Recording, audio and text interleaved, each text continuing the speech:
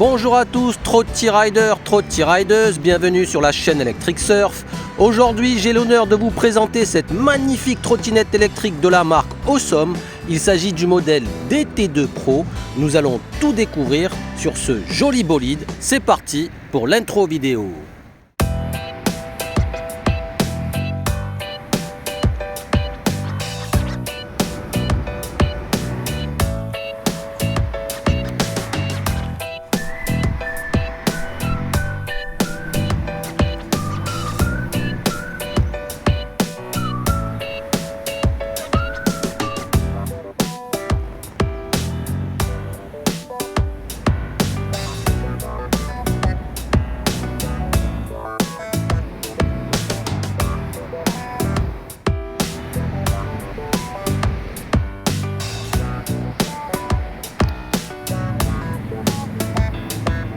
Cette vidéo de présentation est en partenariat avec la plateforme de commerce en ligne Geekbuying qui m'a gentiment envoyé ce modèle pour présentation sur la chaîne.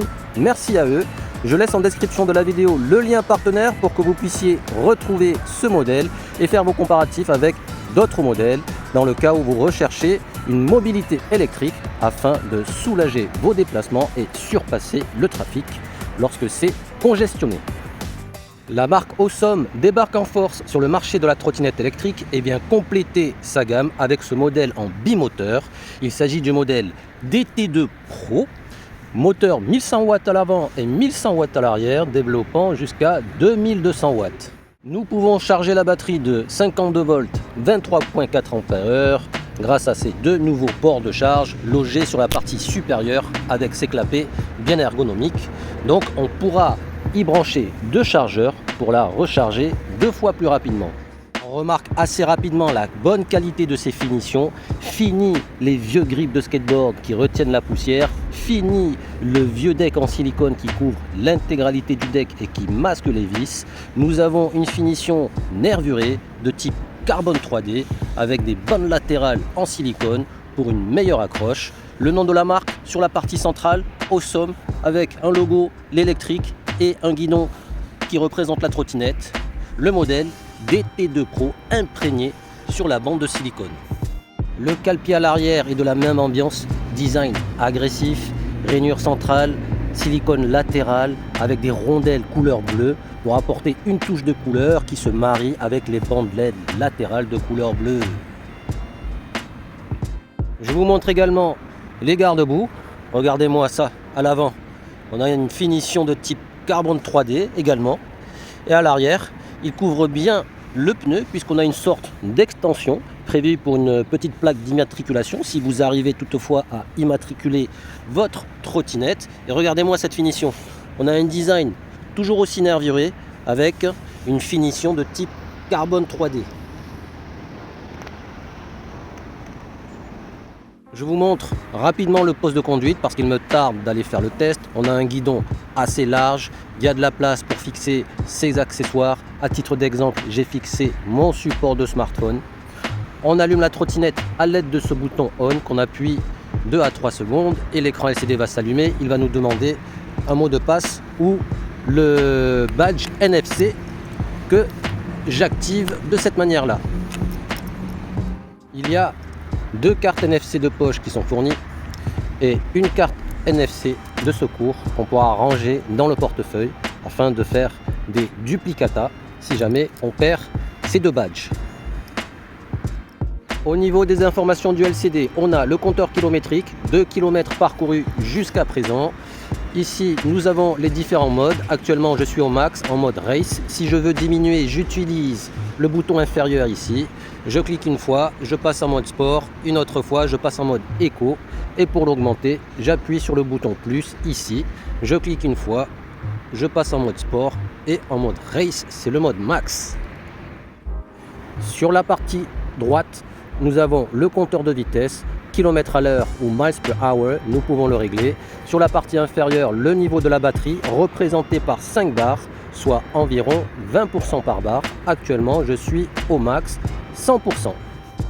Sur la partie centrale ici, nous avons 2 roues activées, synonyme de dual moteur. J'utilise ce magnifique bouton ici, j'appuie une fois et je passe en single moteur, les deux roues disparaissent et si je clique à nouveau, nous avons un cercle lumineux rouge pour apporter une ambiance agressive. Nous passons en mode Race Max en dual moteur. Le Komodo est super pratique. Nous avons le klaxon à ce niveau-là. Je vous fais écouter. On a un bip sonore. On dirait un camion qui est en train de reculer. Plutôt pas mal. C'est pas une sonnette agressive. C'est doux à l'oreille. Donc les piétons ne seront pas surpris. En ce qui concerne le clignotant, nous avons le bouton Komodo très ergonomique. Je laisse clignoter à droite. On a la flèche sur l'écran LCD qui clignote. Nous allons voir comment ça clignote derrière la trottinette. On dirait une grille d'aération enflammée. C'est assez exceptionnellement bien fait. Si je prends du recul et que je me décale vers la gauche, est-ce que ça sera toujours visible? Un pas, deux pas, trois pas, ça reste quand même visible, hein. Et pour arrêter le clignotant, il faudra refaire un clic vers la même direction, la droite, et nous n'avons plus la flèche qui clignote, nous n'avons plus le clignotant qui clignote en bas de la trottinette. Dommage qu'il n'y ait pas un petit bip sonore pour nous donner cette information supplémentaire que c'est en train de clignoter. Bip, bip, bip, bip. Pour allumer les phares, nous avons le bouton ici. Je maintiens appuyé 2 à 3 secondes. L'icône ici du phare va s'afficher. Et ensuite, à l'avant, voilà comment c'est fichu. Une grosse bulbe intégrée dans la colonne avec son support de maintien. J'en profite pour vous montrer la LED bleutée à l'avant et le nom de la marque sur cette barre centrale. C'est bien fait. La finition nous surprend. Le fait d'allumer les phares va aussi activer le feu à l'arrière. Je me demande si on freine, est-ce que ça va clignoter? Faisons le test. Donc je freine, le rouge s'intensifie, j'arrête de freiner, je freine et je freine à nouveau. Voilà, comme ça on a une bonne visibilité. Les automobilistes derrière sont bien informés que nous sommes en train de freiner. En parlant de freinage, nous avons un kit de frein de la marque Zoom. C'est une référence, on va dire, entrée de gamme, mais qui fait très bien le job. Au niveau des disques, je pense, ce n'est pas marqué, que nous sommes en 140 mm. Et donc nous avons bien ici la mention Hydraulic. Grosse plaquette pour freiner. Et donc ceci est monté à l'avant et à l'arrière du même côté. Donc en termes de freinage, je pense qu'on sera dans les meilleures conditions possibles, surtout si c'est combiné avec le freinage électrique. N'oublions pas ces suspensions, je pense que ça sera sa qualité première, le confort et la tenue de route. C'est ce que nous allons vérifier lors de notre test. Pour baisser la colonne et plier la trottinette, rien de plus simple. J'avais commencé déjà à pré-dévisser la vis ici à l'avant. Ici, je tire pour pouvoir faire tomber la colonne. Regardez à l'arrière, il y a un crochet ici qui va venir se crocheter sur la partie inférieure ici. Voilà, j'essaye de vous montrer au mieux ce crochet qui va venir crocheter le bas du garde-boue pour pouvoir la transporter. Nous avons là 33,5 kg. Trêve de bavardage, nous allons maintenant passer au test du DT2 Pro. On va vérifier sa capacité à grimper les pentes, sa capacité de freinage, son confort de conduite, l'autonomie qu'elle est capable de nous offrir. Et je vous ferai un retour final à la fin de la vidéo. Donc, restez connectés. On est parti pour notre premier test, le test de la longue montée. Je sais pas pourquoi je prends la route alors qu'il y a une nouvelle piste cyclable sur la droite. Je vais en profiter pour ralentir et m'y insérer. Hop. On est en bimoteur, gâchette index à fond. J'ai fait un paramétrage de la puissance pour limiter ma vitesse en étant à 25 GPS. Vitesse réglementaire. ce qui est le cas sur le smartphone. Donc en montée sur la partie la plus pentue, elle ne faiblit pas, cette DT2 Pro. Elle a de la pêche. On n'est pas ralenti. Montée accomplie, on va passer à la descente. Ok, on est parti pour la descente. Gâchette index à fond, puis je relâche. Je suis en roue libre. Je prends de la vitesse. Parallèlement, je remarque que les suspensions font bien leur job. Je ressens pas les aspérités de la route. C'est bien neutralisé.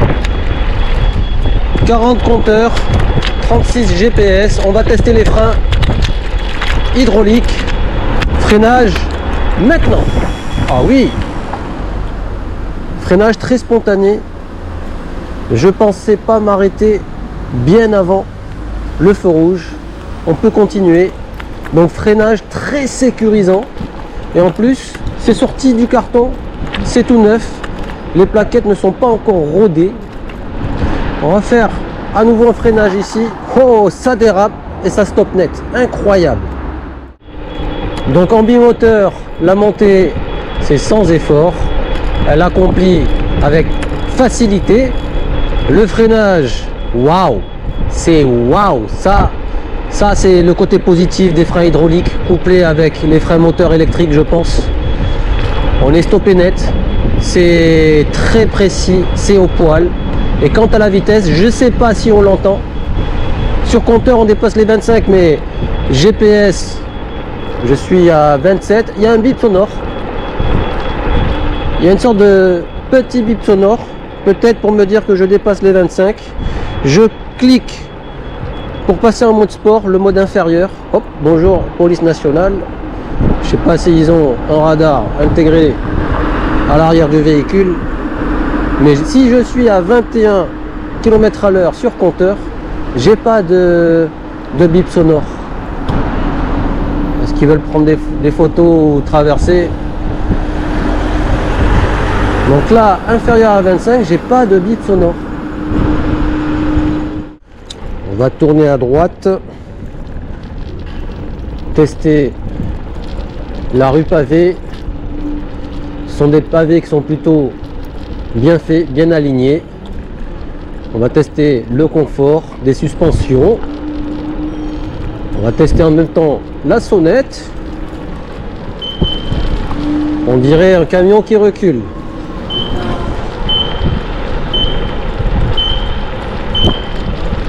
Yes, madame m'a pris en photo. C'est ça la classe toulousaine. Bon, côté suspension, les ressorts sont très souples. C'est très souple et ça tremblote pas mal. C'est un amorti qui fait trembloter notre corps. C'est pas des suspensions aussi qualitatives que des suspensions hydrauliques, parce que les ressorts quand même, on sent les vibrations et les tremblements, mais on va dire que c'est pas tape-cul. C'est des tremblements allégés, on va dire. Nous arrivons devant nos escaliers préférés pour faire le test de la montée. 33,5 kg. On va voir si elle est facilement transportable. Alors déjà au niveau du cale-pied à l'arrière, il y a une petite encoche ici.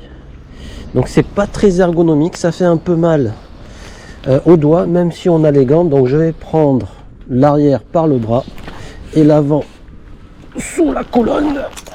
Heureusement, je peux m'aider du genou, mais il y a la petite béquille qui me gêne légèrement. 33,5 kg. Ah, c'est assez lourd pour quelqu'un qui ne fait pas de muscu ni de gym. Heureusement que c'est 2 petits étages, et aussi il faut que je pousse pour pouvoir lancer les moteurs et ensuite accélérer. On peut se reposer. Alors je sais pas si on l'entend, mais effectivement En dépassant les 25, il y a un petit bip sonore.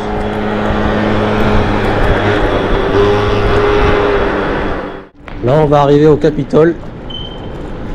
Petit bip sonore. Pardon, c'est moi, je dois m'arrêter.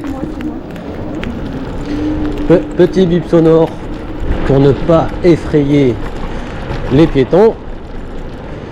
Mais en tout cas, il faut rester prudent, maîtriser sa vitesse. J'aime bien cette petite sonnette, petit bip sonore.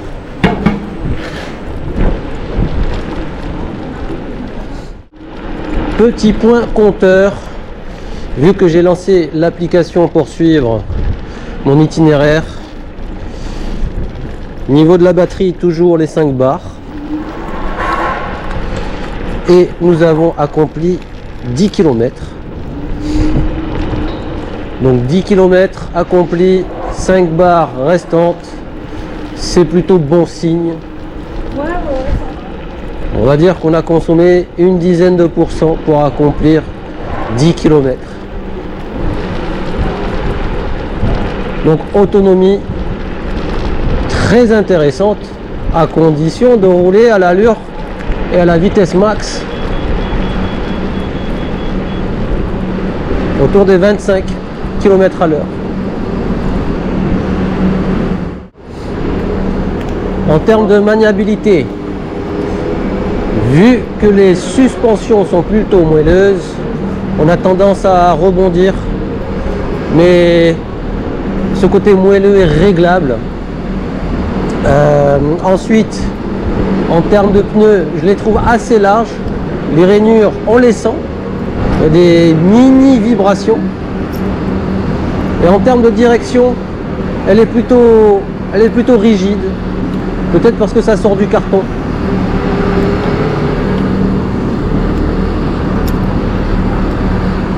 Et ça va s'assouplir avec le temps. En termes de prise de virage, les pneus sont bons, on a une bonne capacité d'inclinaison. C'est ça qui est bien.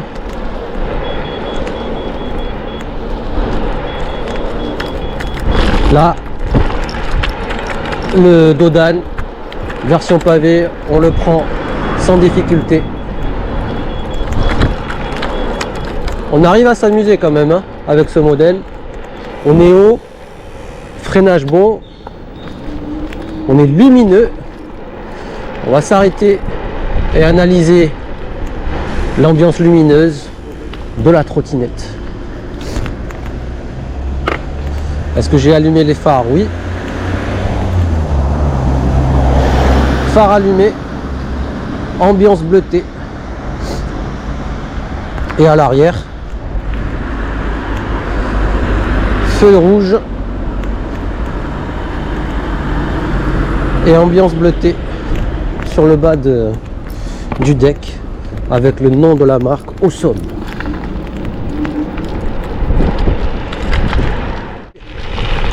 Voilà les chemins qu'elle adore. Ça sera sa principale qualité. Chemin de terre, sableux, petits cailloux. Là, on est dans son environnement. On peut donner du rythme. Elle acceptera. Contrairement aux pneus gomme dure ou aux suspensions qui ne sont pas réellement suspensions. Là, c'est un chemin qu'elle affronte bien. On va se décaler tout doucement. Hop, bimoteur, accélération. On est bien. Petite plaque d'égout. Hop. Et freinage. Dérapage pour prendre notre virage. Ok, et bien trajet terminé. J'arrête ma course. Voyons voir le nombre de kilomètres qu'on a pu parcourir. 13,6 km, 47 minutes, vitesse moyenne 17 km à l'heure. Et je l'arrête, je l'enregistre. On peut voir le trajet accompli avec une vitesse max à 37 km à l'heure GPS accompli dans la descente. Au niveau de la batterie restante, il reste les 5 barres, mais lorsque j'accélère en conduite, la première barre se consomme. Donc disons qu'on a consommé 20% de batterie et qu'il reste 4 bars après avoir accompli 13,6 km. Je donne mon poids 70 kg et vitesse max 25 km à l'heure en bimoteur. Mon retour final sur cette DT2 Pro en bimoteur, il y a un très bon couple, ça c'est un point positif. On ne chôme pas lorsque le feu rouge passe au vert, premièrement. Deuxièmement, lorsqu'il y a un danger imminent, on est prêt à freiner, ça stoppe net. On n'est pas ralenti, on est stoppé net. Ça, c'est bien pour la sécurité. Frein hydraulique de la marque Zoom, couplé avec les freins moteurs électriques, ça fait une sorte de double freinage optimisé. Ensuite, je me rapproche et j'active le clignotant. Il n'y a pas de bip sonore. Certes, il y a l'information qui clignote sur l'écran LCD, mais ce que j'aime bien, c'est son ambiance lumineuse. On est visible de chaque côté, même à l'avant. Là, la marque Awesome, ça reste du plastique rigide, je vous fais écouter. Et à l'arrière, j'apprécie beaucoup le clignotant, parce qu'il est visible. Même si on recule, même si on se met de côté, ça c'est un très bon point. Ensuite, le fait qu'il faille démarrer la trottinette avec les cartes NFC, ça aussi c'est un très bon point pour la sécurité. Le côté négatif, enfin positif et négatif, c'est très bien d'avoir un cale-pied pour soulager son pied arrière lors des phases d'accélération. Mais ici, je vais m'accroupir au maximum pour vous montrer cette espèce d'encoche qui sert au crochet du guidon supérieur pour pouvoir stabiliser la colonne. Mais lorsqu'on souhaite soulever la trottinette, ça fait mal, c'est tranchant. Il faudrait une sorte d'entretoise ici pour pouvoir la soulever plus facilement. Mais bon, comme il y a d'autres solutions, on peut la transporter par le bras à l'arrière, mais ça signifie qu'il faut se baisser davantage. Donc point négatif pour cette encoche là.